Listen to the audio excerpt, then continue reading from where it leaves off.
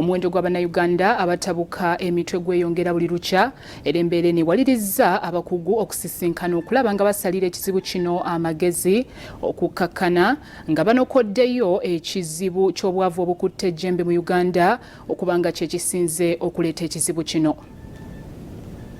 Embeera y'ebyenfuna ekalubye okunywenya omwenge n'ebiragalalagala binokoddwayo nga ye Kanaali Zaala asinze okutabula Bannayuganda emitwe ensangi zino. Bannayuganda obukadde 14 bayita mu mbeera ey'okwennyamira okusoberwa n'abalala okuguwira ddala eddalo. Embeera ewaliriza abakugu mu ndwadde z'emitwe abatwala ebyobulamu mu ggwanga n'ababaka ba paaliyamenti okusisinkana okwongera okusala amagezi. Minisita w'ebyobulamu omubeezi akola guno nagoli Hajjat Hanifa Bangira Nakawooya agamba obuzibu bweyongedde nnyo okuviira ddala mu muggalo gwa COVID-19.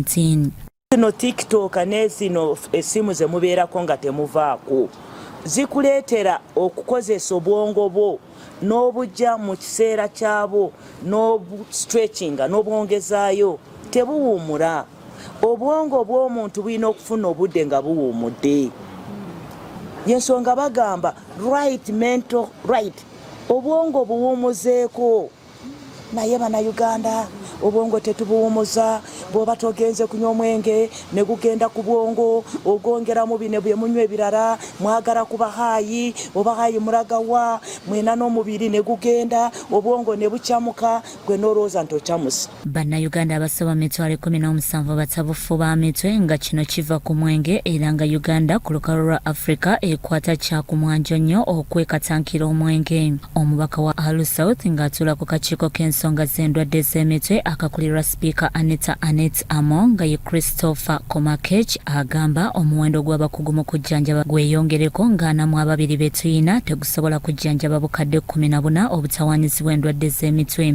Ate olaba abakugu abalina okujjanjaba abadde b'emitwe miliyoni 14 ng'ate ne leero n'essaawa zino bwenjoge wali abeeyongeddeko tulinamu abakugu 42. Mu bakugu 42 abo abalala basomesa tebakyali mu active service, abasinga bali muno mu Kampala. Naye ate woonoonyeza obwadde bw'omutwe tebuli kuva mu Kampala wokka. Dr. Hafiz Walukwata akulira ekitongole ky'endwadde z'emitwe mu minisitule y'ebyobulamu agamba ekizibu kinene era basobeddwa. Tulina sabe gye twakoze naye nga tulaba nti abantu bangi balina okwennyamira, balina okwegama okwennyamira kwe kubeera ng'omuntu abeerawo nga talina bulamu nga teyeewulira nti alina n'obulamu ng'awulira ayagala nakwejjawo bwejja nga takyayisobola. Naye ate twafunye era amawulire oba okumanyisibwa nti abantu bangi balina anxiety oba balina okweraliikirira okw'amaanyi. Buli budde abeera yeeraliikirira, alina ekintu ekimweraliikiriza, alina kyatasobola kujjawo olw'okweraliikirira okwo okungi kw'alina. So ne bweguba mulimu aba tasobola gukola. So embeera eno etweraliikiriza ng'eggwanga, kyokka ng'ate olwedde tumanyi nti tunywa nnyo n'omwenge.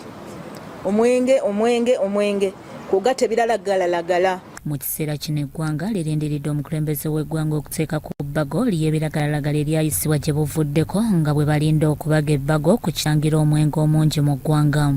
Bikusakiddwa Muhammad Wamala ne Wandulu Bone, Soul TV Omunnyo.